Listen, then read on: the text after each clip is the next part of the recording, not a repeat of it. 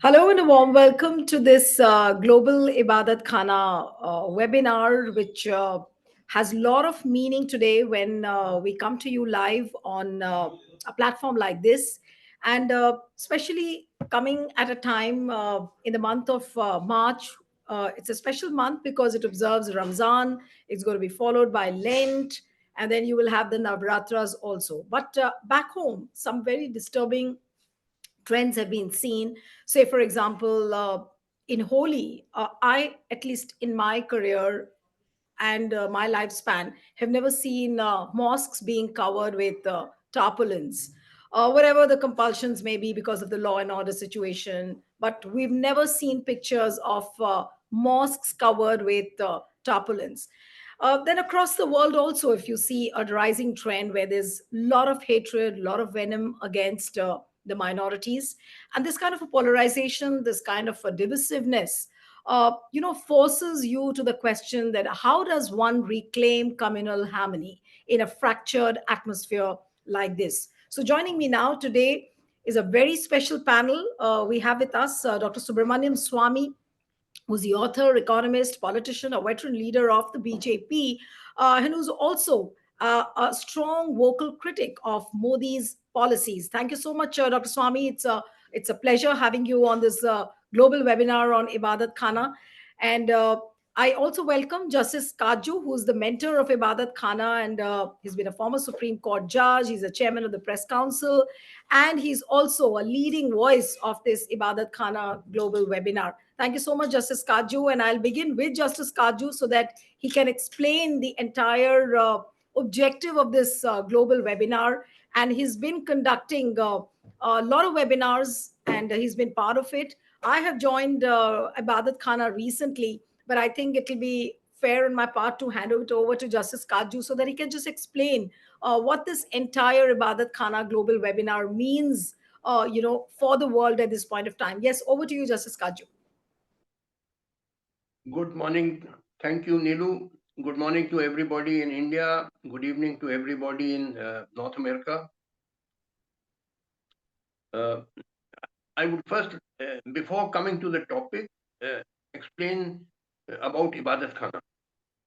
Uh, you know, when I was in California, I met Tasawwur Jalali, who is the chairman of this organization, and others, and Irfan Ali, who has later joined us.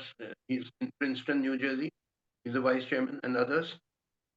See, this name Ibadat Khana has a historical background, and that is that this was the name of the building built by the Mughal Emperor Akbar in his new capital Fatehpur Sikri sometime around 1570 or 1575.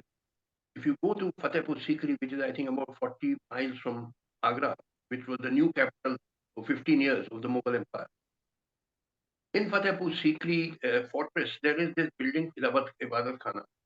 And in this building, scholars of different religions would come together in one building, like Muslims, Hindus, Christians, Sikhs. They would all come together in one building and discuss the good points in their religion.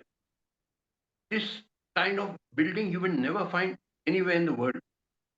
There are churches where mainly Christians go, there are mosques where mostly Muslims go, there are temples where Hindus go, but you will not find a building anywhere in the world of the type of Ibadat Khana where people of all scholars of all religions come and they Emperor Akbar discussed, he encouraged harmony, and that is why we have kept the name of our organization after the name of that building in Fatehpur Sikri. I would recommend all of you who have not been there, please do go to Fatehpur Sikri and see the building. This is unique in the world. Now, coming to the subject of today's discussion, there are broadly 3 points I would like to present. First, I may just very briefly mention the 3 points, and then I would like to elaborate if you give me a little time. First point is that India is broadly a country of immigrants. 93-94% people living in India today are not the original inhabitants of India. Their ancestors came from outside, mainly from Northwest. 93-94% of us are not the original inhabitants. in that sense, we are like North America, which is also a country of immigrants. Although North America is a country of new immigrants, where people came over the last, say, 500 years. India is a country of old immigrants who've been coming in for 10,000 years. And uh, see, earlier the theory was that the original inhabitants of India were the Dravidians and Aryans came from outside.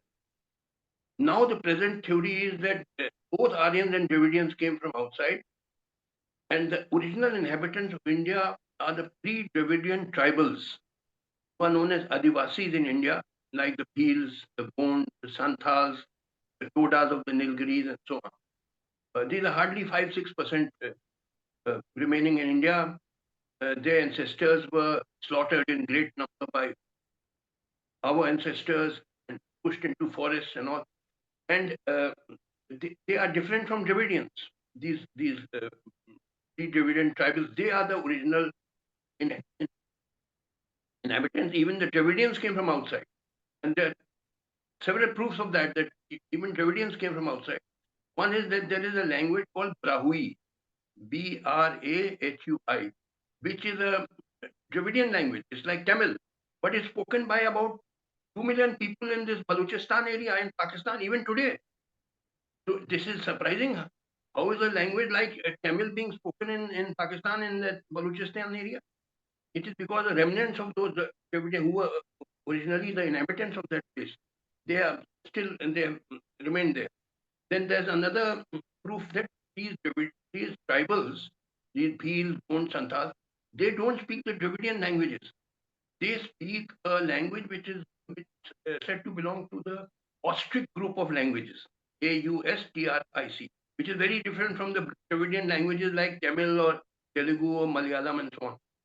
So there are several proofs that these tribals are different from Dravidians, and they are the original inhabitants of India, and they are hardly 5-6%, and they were treated very badly by our ancestors. Now, the question is, why did people keep coming into India? For 10,000 years, people kept coming in, except on a few occasions, like, for instance, recently this diaspora is highly educated IIT graduates and doctors and all over the last 40-50 years who have gone out of India to America and all. And earlier, for instance, in the 19th century, the British sent the poor peasants of Bihar and eastern UP to Fiji and Mauritius and British Ghana as plantation labor, indentured labor. Otherwise, nobody left India. Everybody kept coming into India. Why? The reason is that people migrate from uncomfortable areas to comfortable areas. This is natural. Everybody wants comfort. Now, in those days, there were agricultural societies. What do you require for agriculture? You require level land, you require fertile soil, you require plenty of water for irrigation, etc. All this was in abundance in the Indian subcontinent. If you see a geographical map of India, it's all green. No, all level land. You go from Rawalpindi to Bangladesh and deep south up to Kanyakumari, all level land, fertile soil, plenty of water for irrigation, rivers, streams, tanks. So this was paradise for agriculture. Everybody therefore kept rolling in, and there was not extreme climate. For instance, in North India, Delhi, the minimum temperature goes down to say 5 degrees centigrade normally, not to minus 25 or minus 30 degrees centigrade, which it does in Russia or in eastern northeastern America, where Irfan Ali is living. I'm sure the temperature in December, January goes down to minus 25. There's no extreme climate. So this was a very comfortable place, and it was ideal for agriculture. And that is why people kept rolling into India for 10,000 years. Why should anybody go from India to, say, Afghanistan, which is covered by snow for 4 or 5 months in a year, rocky, harsh, mountainous, uncomfortable area? Everybody wants comfort. So that is why people kept pouring into India for 10,000 years, mainly from the northwest, because people migrate from uncomfortable area to comfortable. And India was a very comfortable place, and there was no extreme climate. Now, this explains the tremendous diversity in it. You know, there's tremendous because whichever group of immigrants came from mainly from Northwest, they brought their own religion, their language, their culture, their customs, habits, and so on. This explains the tremendous diversity in India. So many religions, so many castes, so many languages, so many ethnic groups. Somebody's tall, somebody's short, somebody's fair, somebody's brown, somebody's dark, somebody's got Caucasian features, somebody got Mongoloid features, and so on. You compare India with, say, China. We both have about 140 crore population. But there's broad homogeneity in China. All Chinese have Mongoloid faces. 95% Chinese belong to one ethnic group called the Han, H-A-N. You can see on Google. And they have a common written language called Mandarin.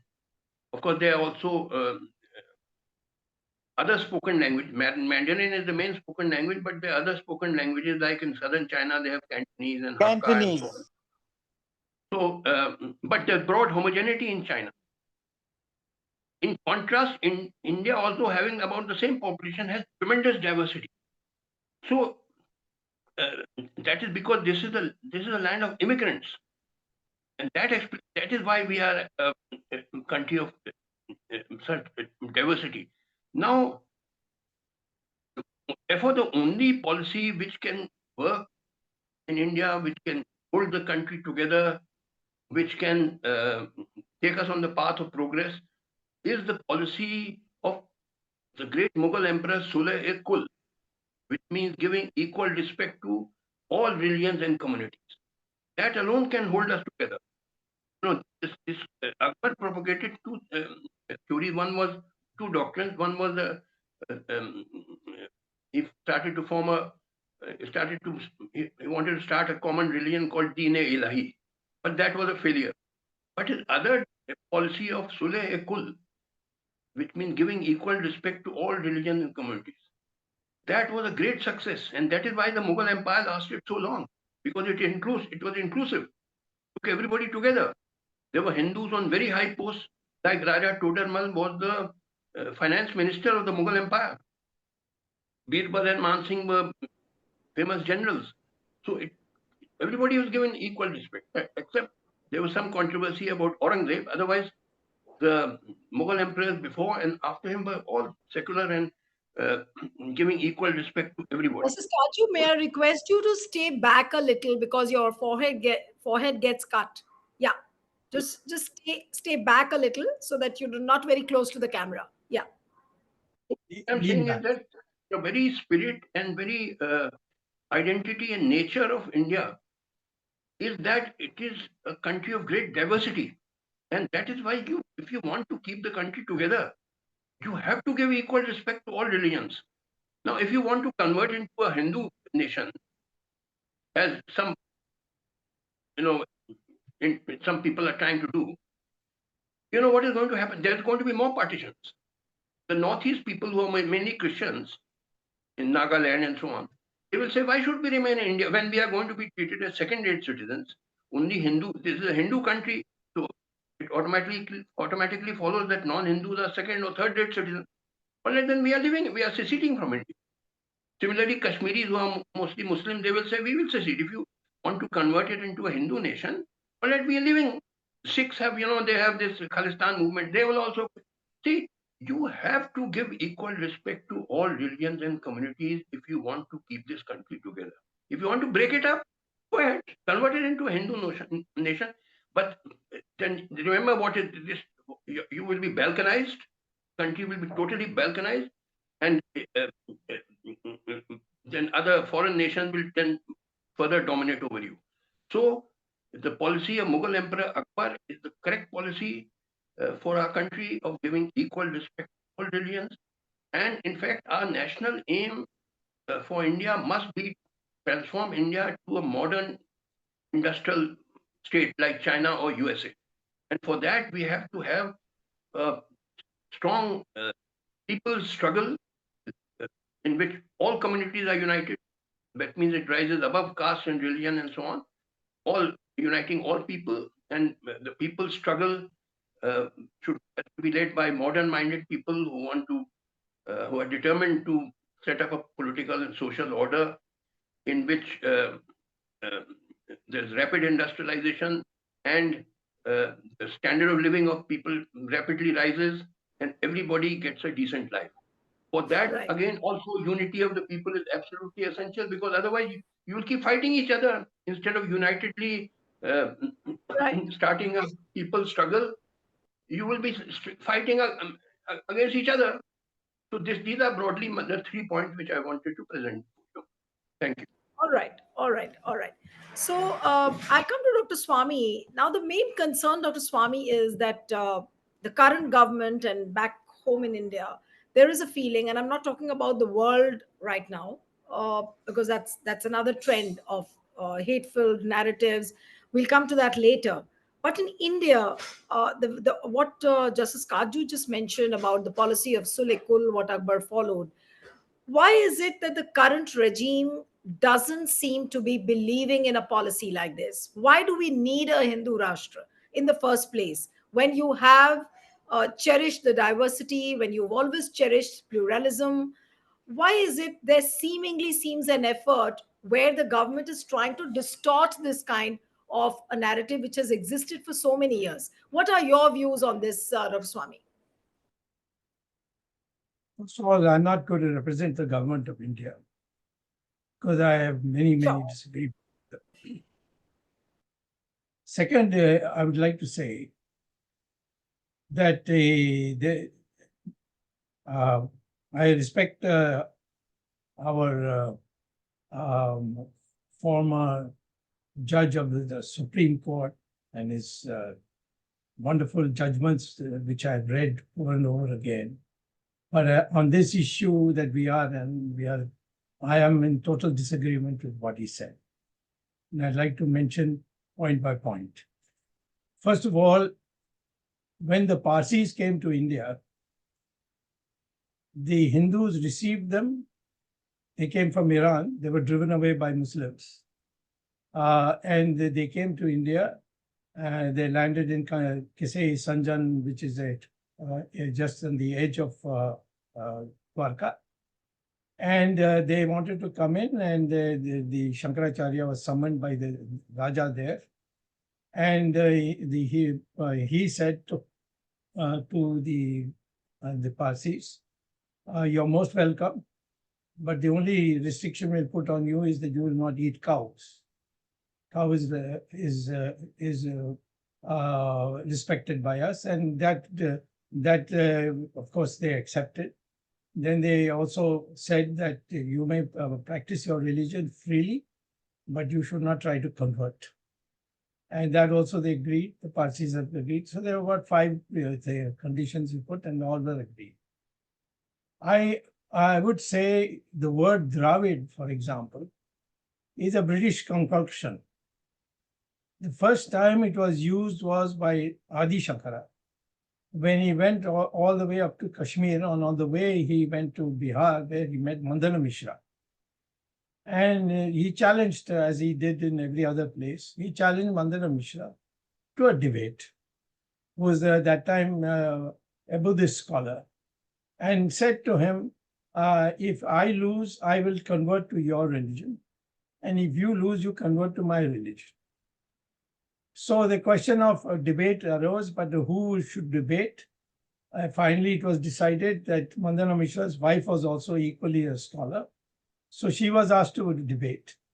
And the first question that was asked of him is, who are you? He said, I am a Dravida Shishu.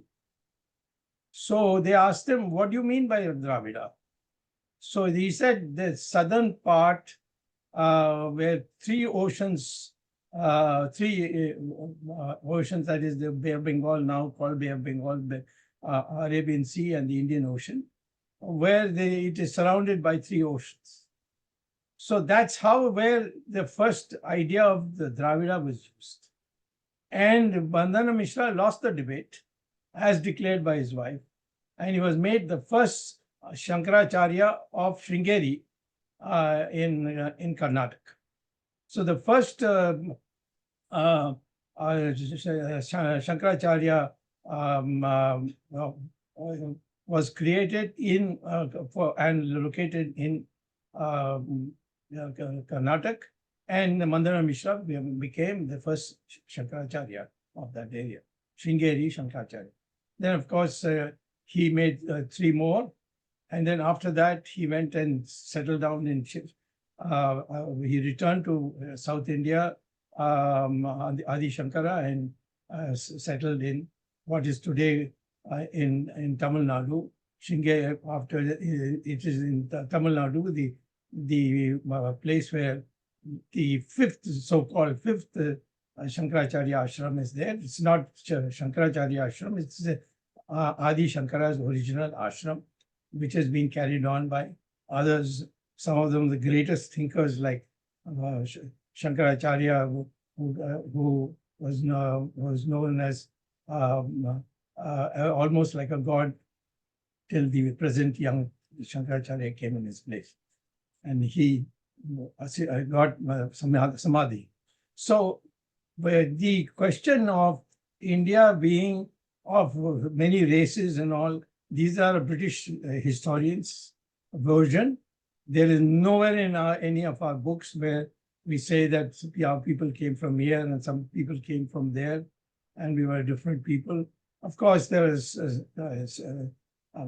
some differences in color, and that's because as you get closer to the equator, your skin tends to become a little darker because of the sun, of direct effect of the sun. So, no, but Dr. Swami, can I interrupt you for a moment? I was reading like one of your statements where you'd earlier suggested that the Muslims must acknowledge the Hindu ancestry to be equal citizens. And of course, this stance has been seen by many as divisive. So, how would you really reconcile this statement of yours with the idea of unity and harmony across diverse faiths, and knowing the fact that there are so many religions which exist in India? if you say I am a descendant of Aurangzeb or Jahangir, so on, then you come from outside and you came here. There were others also, many others who came here, looted this place, did all kinds of atrocities in India. And I don't think Islam came to India in a peaceful way. And it came here, it converted people, and those who refused to convert and came within their reach, they killed them. This is the history that I believe is the correct history. And it's only a matter of time before we overcome the history written by the British and then carried on by Jawaharlal Nehru and his ilk, who literally adopted this Aryan Dravidian theory that the Dravidians there, they came first, and then the Aryans came and they drew them south. All this is, according to me, not correct, and therefore there is a fundamental difference. I may have great respect for our luminary here, but that doesn't mean that I can't disagree with him. I totally disagree with him. Sure. We are one country, and as far as the DNA studies show, there is no difference between north, south, east, west, except in the fringes. So people who have come from the Mongoloid area, so if you go to the northeast, you will get some changes. You may get some changes right up north of Kashmir. But broadly speaking, I would say both Hindu, Muslim DNA is the same. That is what the science tells us today. No, but Dr. Swami, I mean, you have your opinion on this, but I really want to know from you. You took Aurangzeb's example, and recently we've seen so much of Aurangzeb in the news in Maharashtra, where Devendra Fadnavis has gone to the extent of saying that Aurangzeb's tomb should be removed. Then there were clashes in Nagpur over this, and this is such a recent incident. Now, why should a modern world go through incidents like these? And then I'm forced to ask you that what is the concept of secularism? Why are we hell bent on removing Aurangzeb's tomb? And how is it really going to benefit the society ultimately? Why didn't somebody go and put a PIL and get these people from Maharashtra arrested? If the Maharashtrian government is not ready to arrest them because they You belong have a to. chief minister, you have a sitting chief minister Oh, who what says if he is a chief minister? Aurangzeb. If he has done anything violent, if he has done something where he's taken law into his own hands, he should be arrested. I have no hesitation in saying that he should be arrested. I'm in fact prosecuting Mr. Modi. You know that. Yes. I have my issues with him. I'm No, in but his what's party. your view on Aurangzeb's tomb removal? Should it be removed? Aurangzeb tomb there in Maharashtra, Yes, uh, where Sambhaji Nagar. he passed away. Well, why should you remove him?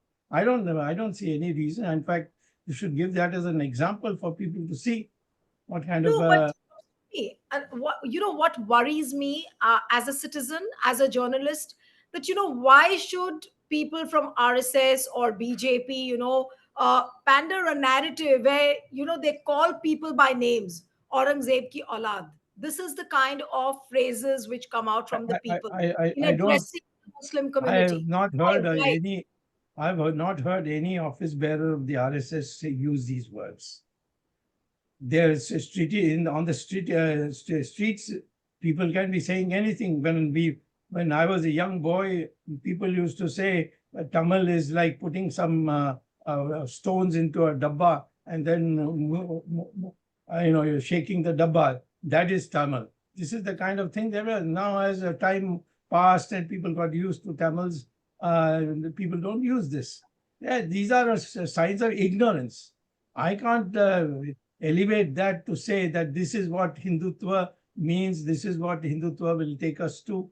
Not at all. We had Aurobindo who spoke about Hindutva. We had so many great thinkers um, Right. uh, who have done so. Why should you single out these people who are in the fringe and say this is No, but what Hindutva is all about? Dr. Swami, I know you, like, I've interviewed you so many times, and I know that you've been a very vocal critic of Modi's policies. But the point is that, this kind of a narrative which is always woven, that, Muslims are made to feel like a second fiddle in the country. Now, take the example of what happened during Holi. Now, I'll give you examples, and then I'm going to quote. Then what happened, basically during the holy time, the mosques were covered with tarpaulins. We've never seen that. Then you have an MLA in the Yogi Adityanath government called Ketki Singh. She says that we should have separate wards for Muslims so that Hindus also can be at peace and Muslims can also be at peace. Then you have a police officer called Anuj Chaudhary who says that 52 weeks you have a Juma prayer, but Holi comes once in a year, so we can easily postpone the Ramzan, the Juma prayer. Now, if the law enforcers, if the people within the government, they are espousing that kind of a narrative, then I'm sure you, being a BJP leader yourself, would you not speak on issues like this, Dr. Swami? If somebody brings an issue like this, I will certainly speak. But let me also tell you that this is a question of evolution that is going on. When I was a student in school, I used to be called Tumumungu. We are people who have come from the monkeys, and now have come to North India to get an education. This is the kind of thing that was there. Now times have changed. Nobody talks in this language.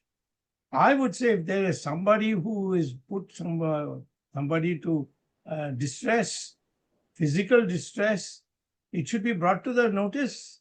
And nobody has brought any such thing to my notice except I see in No, the Dr. newspapers, but I Swami, can't go by newspapers. No, but Dr. Swami, forget bringing this issue to the notice. But you have Yogi Adityanath backing that Yes. officer called Anuj Chaudhary, whose example I'm giving you. And he says Yeah. what he says is right. So that is worrisome that you have a sitting chief minister who's backing a police officer who goes on to say that the Juma prayers can be postponed because the Juma prayers happen throughout the year, but Holi comes once in a year. Listen, I am presently in Allahabad in a court against Yogi Adityanath because he claimed that he was almost like God, and he decided that he can perform things which a secular person cannot perform. Since he is in the party, he is in BJP, nobody in BJP is supporting him, and I'm taking him to court on that. So Right. the issue is, we can't expect, if you go to the United States, you can go to some parts of Mississippi and so on and see what kinds of things they are saying. That doesn't condemn the whole of the United States for it. I think that we are an evolving country and people should speak up. And if you bring me any specific notice of what, if Adityanath expresses an opinion, there's a way of dealing with it. If people don't use that, then there's nothing that we can do. And I can't go around everywhere filing Dr. cases. Swami, sorry to interrupt you, but who's dealing with Yogi Adityanath? I really don't know because he makes comments in public conclaves like 80-20 की राजनीति हम करते हैं. He says 80-20 की राजनीति करते हैं. No, He I said am giving you the example where he decided to conduct his own functions as a chief minister. I have taken him to court. Why don't the other people do that? There are ways of doing it. You bring the facts in, may force him to come to the court and explain. And no, that but matter is going to happen very soon.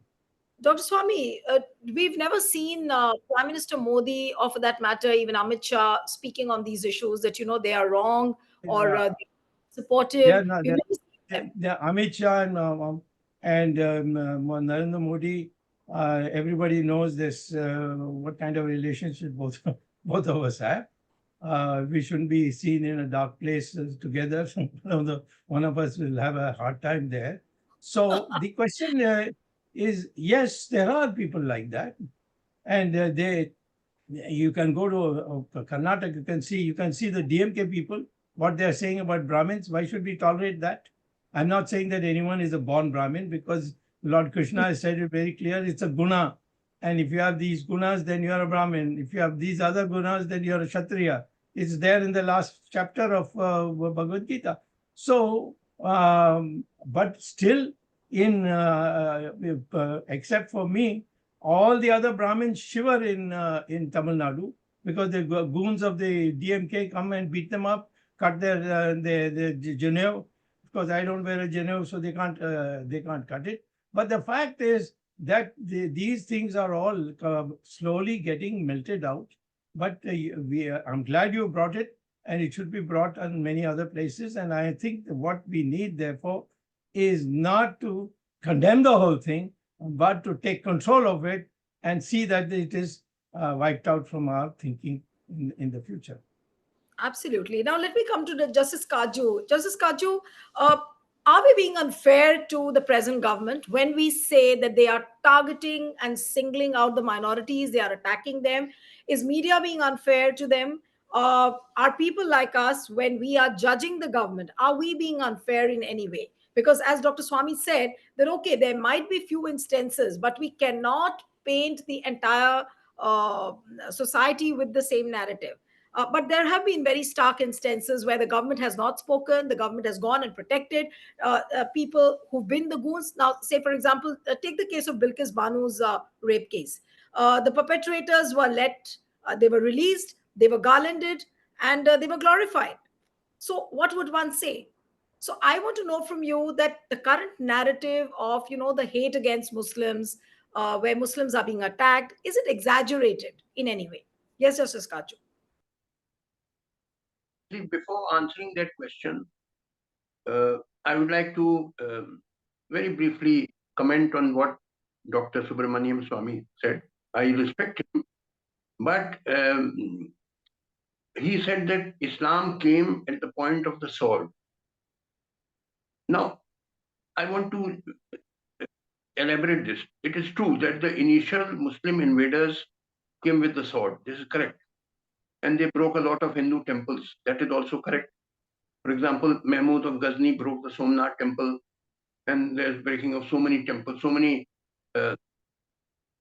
Hindu temples were converted into mosque. You are in Delhi, you can go to near Qutub Minar. There is the Quwwatul Islam Mosque, which has on the pillars have Hindu carvings. So, but how does it have Hindu carvings? Obviously, that was a temple. Now, it is true that the initial Muslim invaders they a lot of temples, but their descendants who became local rulers. For example, Babur was an invader, but his son Akbar was not an invader. Akbar was born in India. He was all his life he spent in India. Can't call Akbar an invader just because his grandfather was an invader. So the descendants of the Muslim invaders, they far from breaking Hindu temples, they would give grants to Hindu temples. Because it was in their own interest. They had a population of say 90% or more Hindus. If they broke temples every day, there would be a revolt or some rebellion or something. No king wants that. Every king wants to live in peace and prosperity. So the local Muslim rulers, the Mughals, leave aside Aurangzeb for a moment, I will deal with him. From Akbar downward, they would give grants to Hindu temples. There are so many grants, they're all documented. And Nawab of Awadh, they used to all celebrate Holi, Diwali. They used to organize Ram Leela. And Tipu Sultan gave annual grants to 156 Hindu temples. And he is called a communal. If you just go on Google and type history in the service of imperialism, please do it just now. Just write down on a piece of paper, history in the service of imperialism, which is a speech given in the Raj Sabha by Dr. B.N. Pandey, who was originally professor in Allahabad University and then later he became governor of Odisha. He gave this speech in the parliament, history in the service of imperialism. He explained that how communalism was spread by the British. You see, up to 1857, there was no communalism in India. Hindus and Muslims used to live like brothers and sisters. They used to help each other. They would celebrate each other's festivals. Muslims would celebrate Holi, Diwali. Hindus would participate in Eid and Muharram and so on. There was no problem. You will not hear of any communal riot before 1857. 1857 is the watershed when communalism came into this country by the British. Because what happened was that in 1857, the Great Mutiny took place, in which the Hindus and Muslims jointly fought against the British. After suppressing that mutiny, the British decided that the only way to control and rule India is divide and rule, make Hindus and Muslims fight each other. And if you read that speech, History in the Service of Imperialism, which you will get on Google, which is the speech of Dr. B.N. Pandey, you will find many references of letters sent by the Secretary of State for India in London. He was a minister in the British government, to the Viceroy in India. And he mentioned the dates of the letter, the name of the writer of the letter, the name of the addressee, and the contents of the letter, in which it is mentioned that make Hindus and Muslims fight each other. That's the only way to control India. You please do that. When you find time, write History in the Service of Imperialism. It's a long speech. The extracts have been given. You will get it on Google. So communalism begins in 1857. What happened after that, 1857, is that the British collector would call the Hindu Panditji in the night secretly, give him some money, and say, from tomorrow start speaking against Muslims. And similarly, he would call the Muslim Maulana secretly in the night, give him money, and tell him, from tomorrow start speaking against Hindus. Then agent provocateurs were hired. For example, someone would slaughter a cow and overnight secretly throw the carcass into a Hindu temple and write on the wall of the temple, Allahu Akbar. So when the Hindus would get up and see that, they would think all the Muslims are mischievous people. Similarly, they would slaughter a pig, throw the carcass into a mosque and write on the wall, Jai Sri Ram or Jai Bajrang Bali. So Muslims would get up in the morning and see it and think all the Hindus are mischievous people. This policy was systematically pursued year after year, decade after decade from 1857. Then in 1909, the Minto Maude reforms came.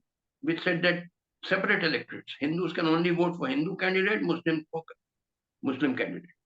Then Aligarh Muslim University was created. Banaras Hindu University was created. How can a university be Hindu or Muslim? University means something universal for everybody. But again, it's a part of the divide and rule policy. Then this idea was created that Hindi is the language of Hindus and Urdu is the language of Muslims. When the truth is that Urdu was the common language of all communities, Hindu, Muslim, Sikh. I mean, my father, grandfather only knew Urdu. Large parts of India, the educated class knew only Urdu. My father, grandfather did not know Hindi. Prime Minister Manmohan Singh told me that he writes all his speeches in Urdu. Urdu was the common language of Hindu, Muslim, Sikh. But to again divide us, they created this artificial language called Hindi, which actually our spoken language in which we speak is not Hindi. It is called Hindustani or Khadi Boli. Hindi was an artificially created language, but deliberately to divide Hindus and Muslims. Again, all this part of the British policy which led to the partition of 1947, which was nothing but a British swindle. See, Pakistan is a fake, artificial country. There's no, what is Pakistan? It is Punjab, Sindh, Baluchistan. These are all part of India from Mughal times. Pakistan is a fake country, but it was done so that Hindus and Muslims may keep fighting each other. And Pakistan was created as an Islamic state on the basis of a bogus two-nation theory, again to make Hindus and Muslims fight each other. So what I'm saying is from 1857 till today, this policy is being pursued that we must make Hindus and Muslims fight. It is absolutely essential. And at that Justice part of Kaju, the... can I ask you a question? Justice Kaju, can I ask you a question? While you explain all this, don't you think that in the current scenario, these things are getting more and more rampant? Now look what happened in Sambal. I'll just give you a small example. This is becoming more aggressive now. Sambal, you have a procession, a religious procession, and then you have some clashes happening, and then you have a person hoisting a saffron flag on top of a mosque. Now, how can you really tolerate this, and how can you prevent clashes in an atmosphere like this? And this is happening repeatedly. Whether it's a Ram Navami procession, whether it is a Navratri celebration, it's happening now, and it's being engineered with a certain idea in the mind.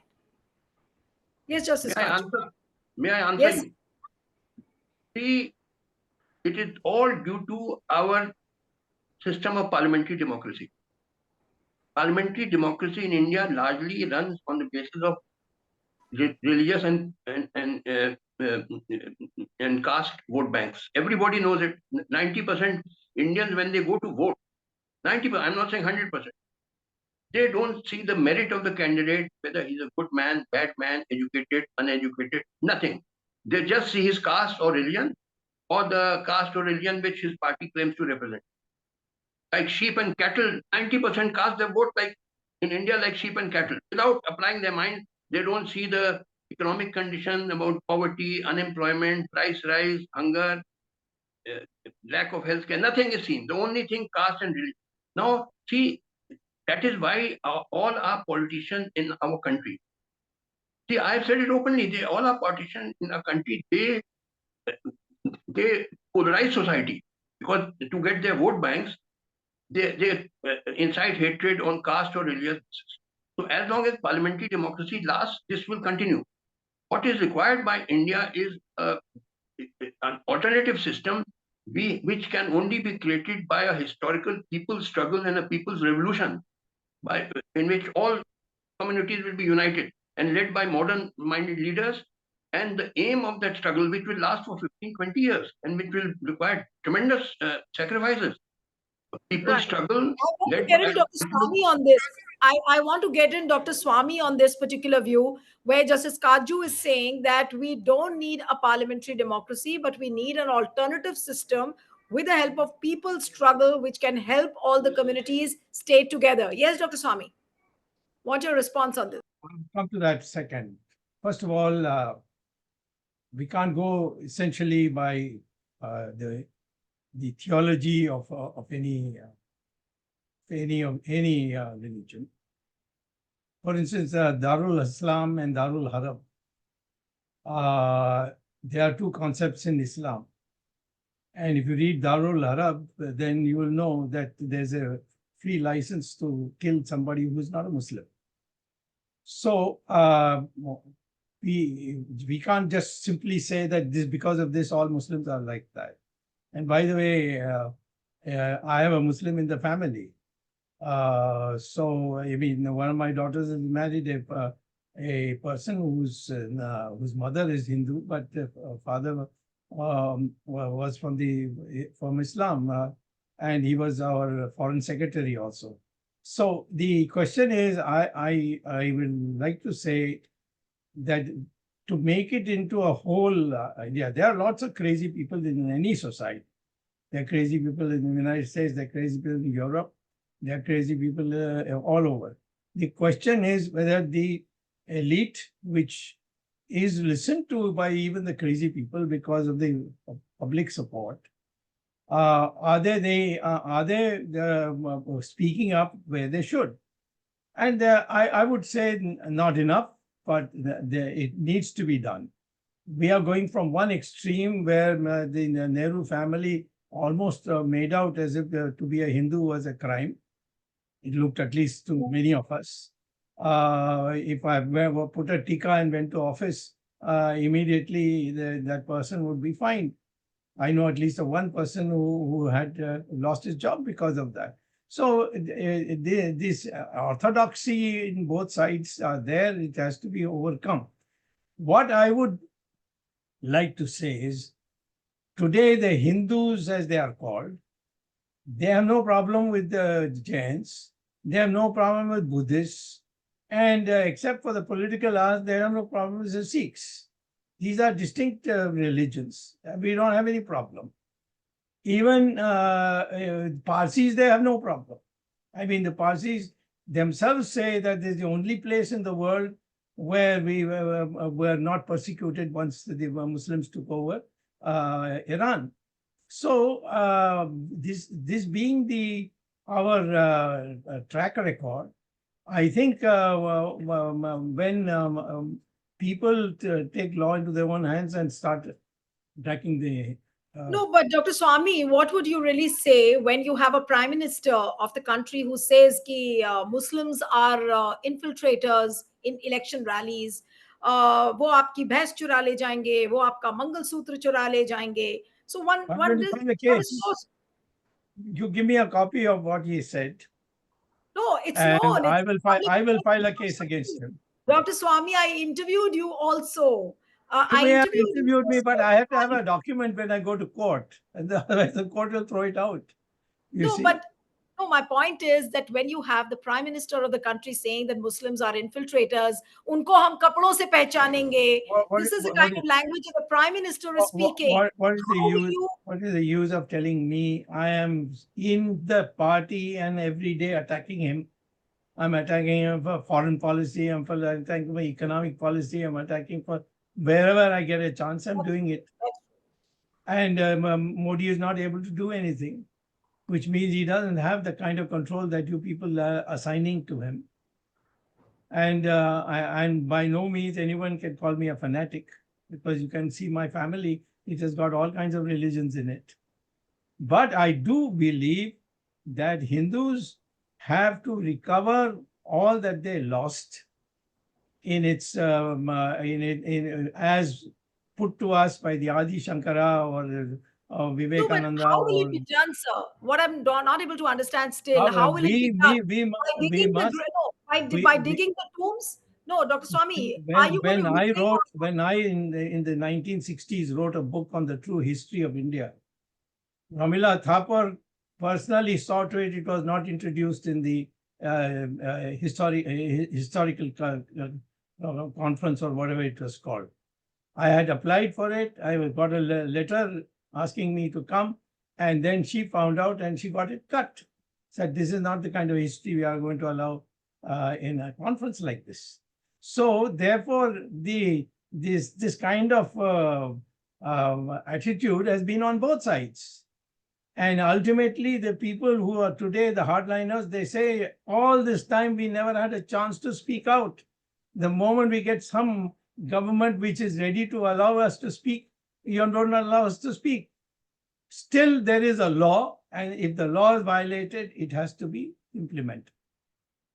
But Dr. Swami, that I mean, all this reclamation, is it going to happen by digging the dargahs, raising the tombs? I mean, I'm not able to still understand, because just imagine for a moment, if Aurangzeb's tomb is destroyed, it's almost going to lead to another Babri kind of a moment in Maharashtra.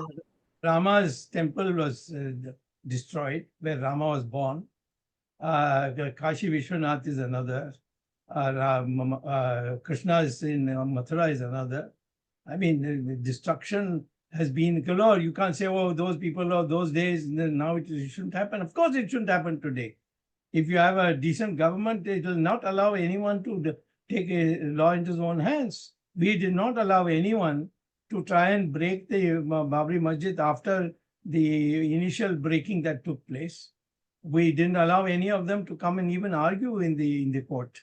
Similarly, on Kashi Vishwanath was 3 times demolished by Muslims who came there, and it is one of the holiest of our things, Lord Shiva's, where Lord Shiva himself put the Jyotirling.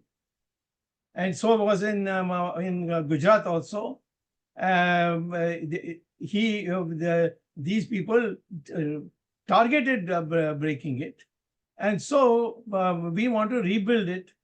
So what is the way to do it? If you say no, it is now ours for the last 300 years, therefore you can't break it. It's not possible. But Dr. It Swami, has allow me to. to ask you another question, that, you know, Yes, your advocacy for a uniform civil code and the yes, temple reclamation both together has yes, sparked both support and outrage. Now, what yes. are the kind of steps, you know, you think one can take to you know, reclaim this harmony and communal brotherhood? How would you really do that? I think the ultimate thing is that there should be people who should have the guts to go during the elections and tell the people. Over a period of time, it will catch up. I don't think anyone today says that women should sit at home and cook food. No, Today, but we women have can work. heard RSS officials saying that. RSS people have said that a woman's position is in the kitchen and she's supposed to be cooking. If you give me the name, I will go and ask him.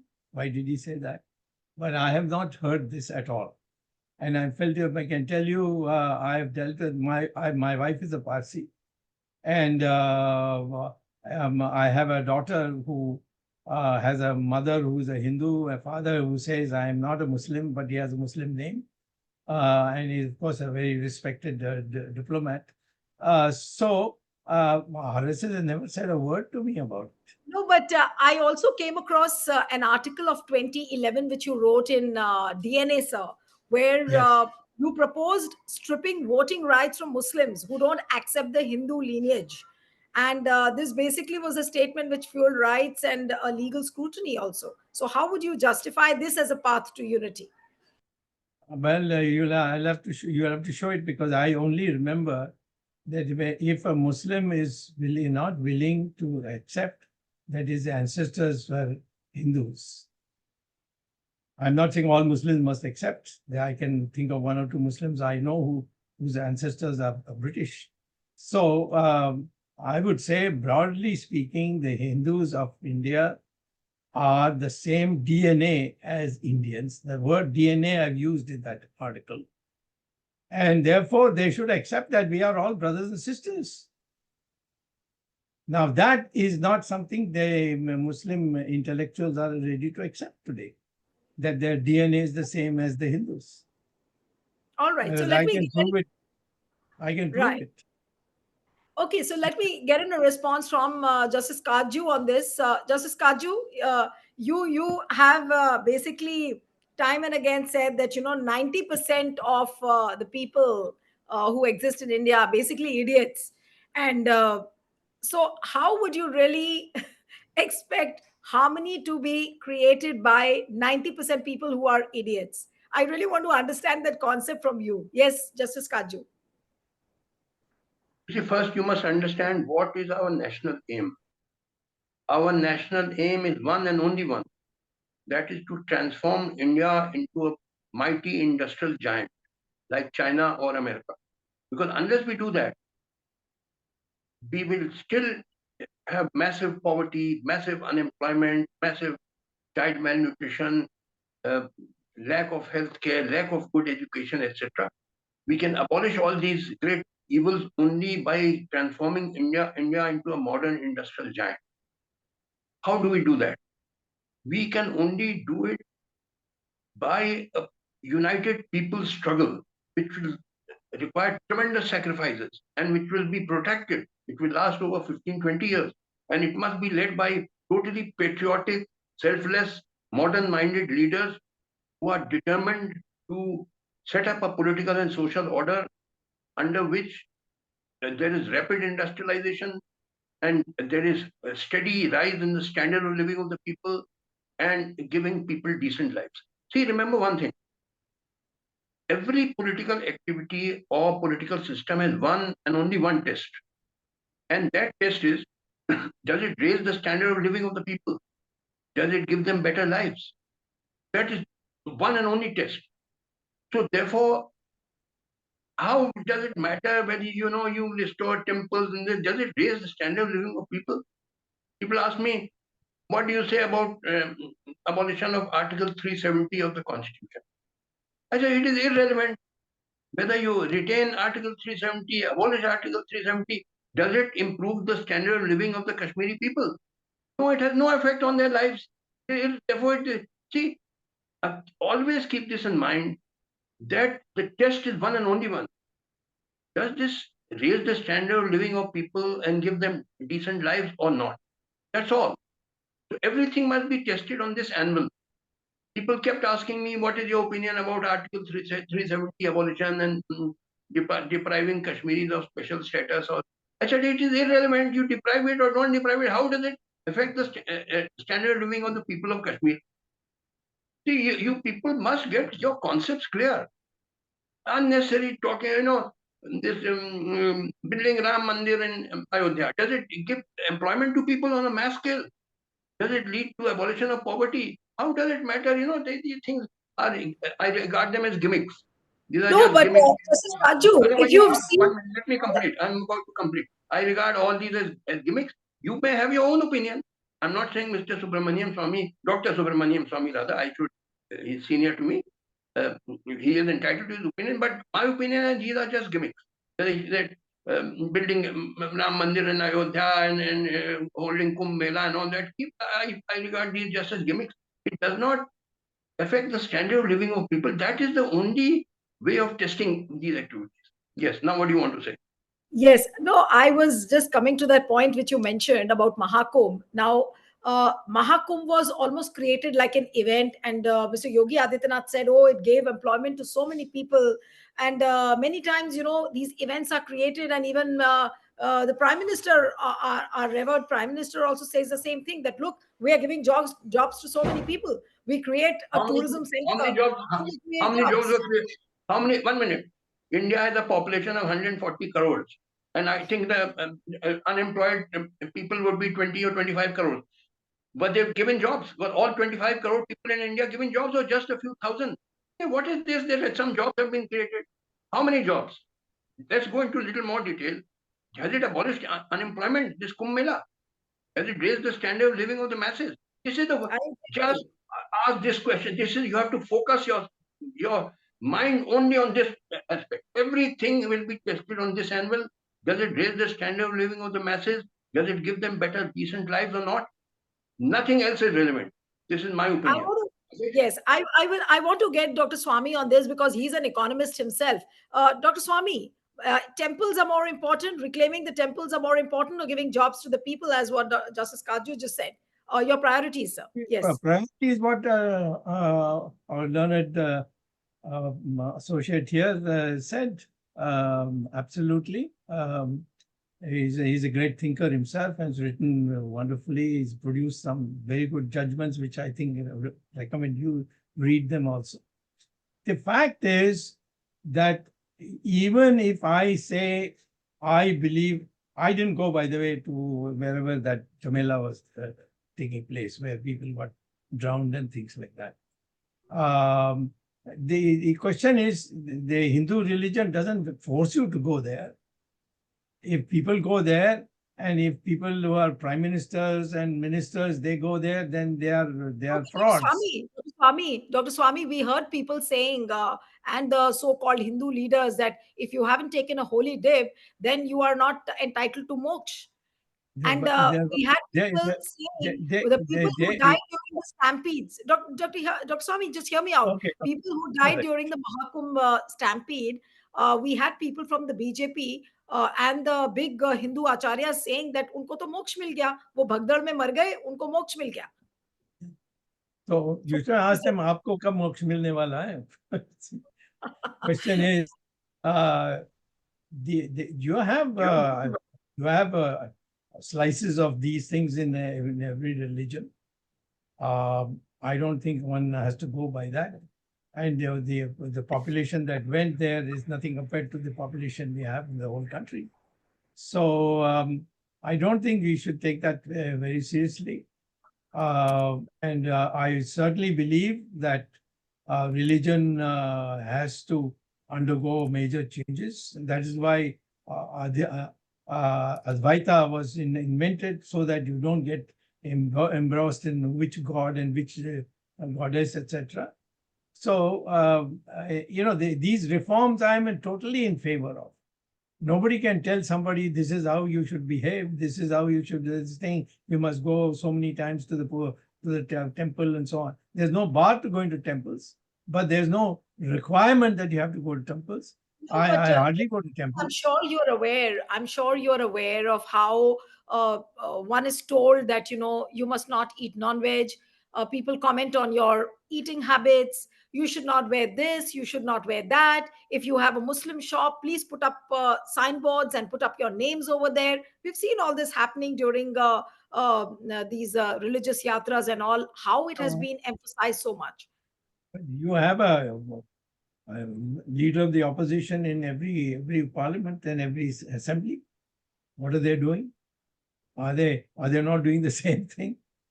They think that's the best way to get more votes, perhaps. So I think these are solutions that you have to find in as our great jurist True. here told us. You have to find it by hammering away at it.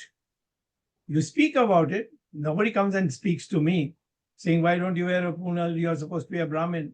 I'll say, no, Gita says Brahmin is by gunas. If you are Jnani, Tyagi, Syahasi, then you are a Brahmin, and you are a coward, so you can't be a Brahmin anyway, even though he had a Janeo on him.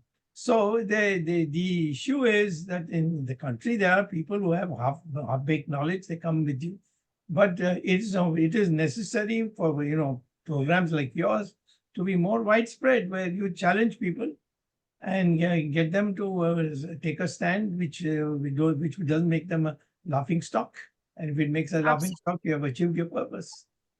Absolutely. And I'm glad that we had a conversation like this on this global webinar, where a lot of people will be watching. We'll be putting it out on the media platforms also. Justice Kaju, your concluding comments, and then we'll close the program, sir.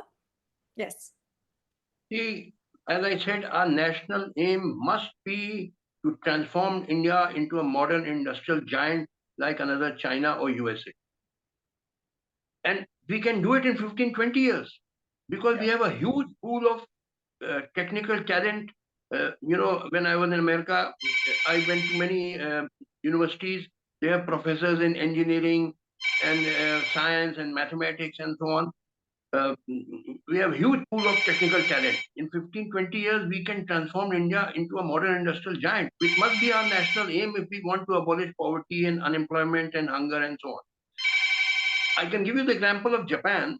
In Japan, in 1868, the Meiji Restoration took place, in which Emperor Meiji came to power, but the real rulers were his advisors, who were modern-minded people. Before 1868, Japan was ruled by the shoguns, who were feudal-minded people, backward people, and Japan was very poor peasant. It was a poor agricultural society.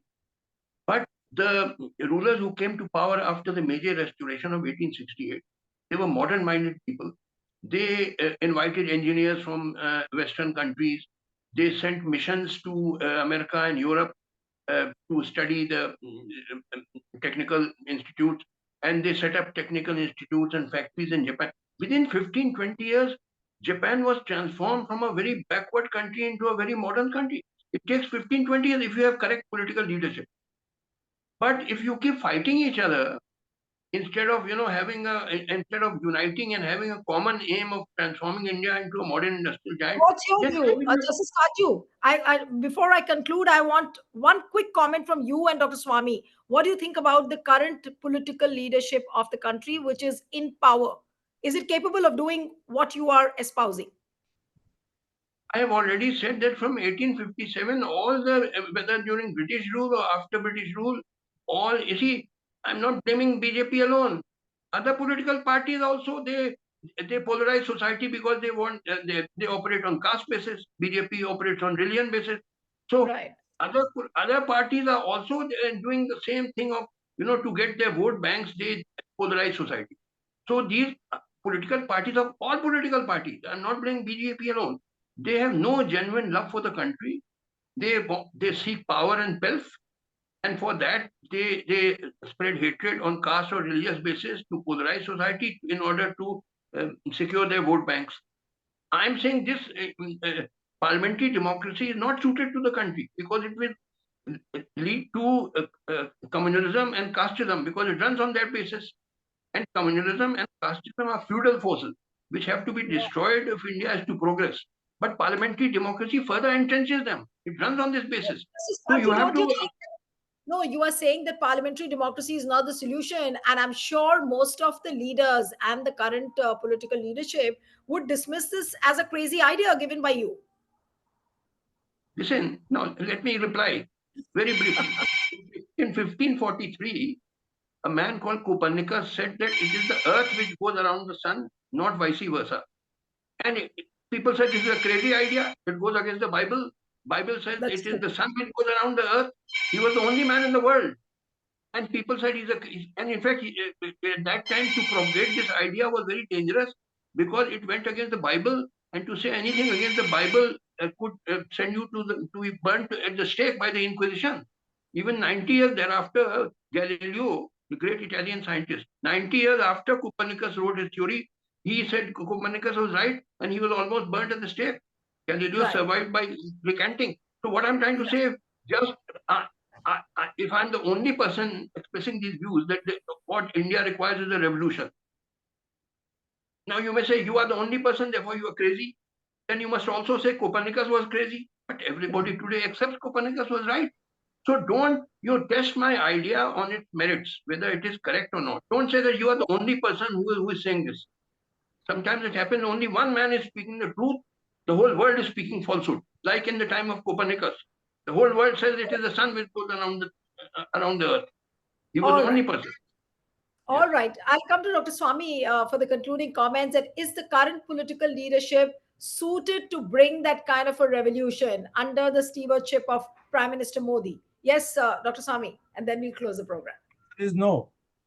And that's why I'm fighting to see that he's replaced. That can only happen in a democratic society. And I am appreciative of my party that no one has told me that I'm committing indiscipline that should be thrown out. Wherever I go, the party men come, they hold my meetings. So I think each of the parties should have some dissidents who should speak up saying this is not right. This is not the path where you have to go.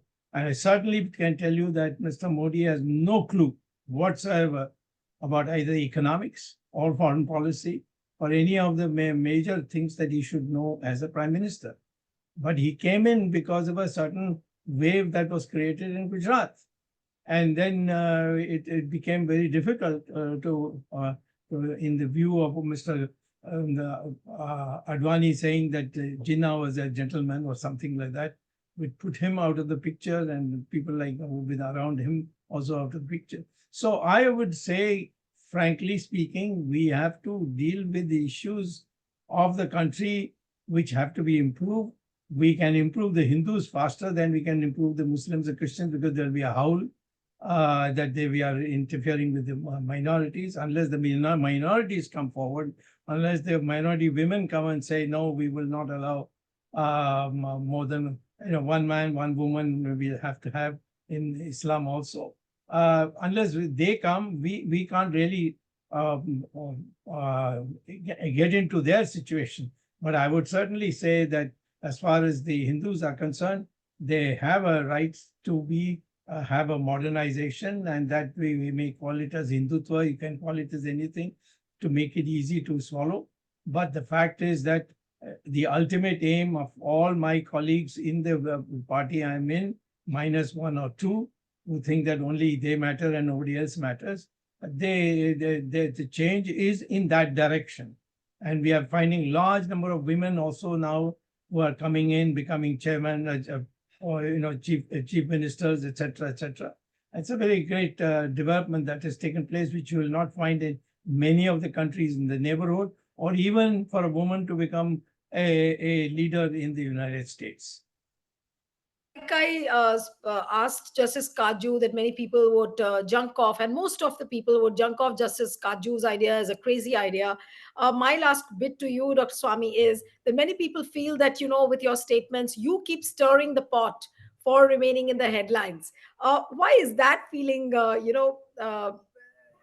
is that important with you? If you can't answer me, you say, oh, he's doing it for publicity. You say, all right, if I'm saying something absurd, throw me out of the party. No one has got the guts to do that. Then what can I do? Has anyone complained? Some people went to the RSS saying that, why don't you get him out? The BJP leadership is too afraid to do it by themselves. So they said, but what he's saying is helping our cadres.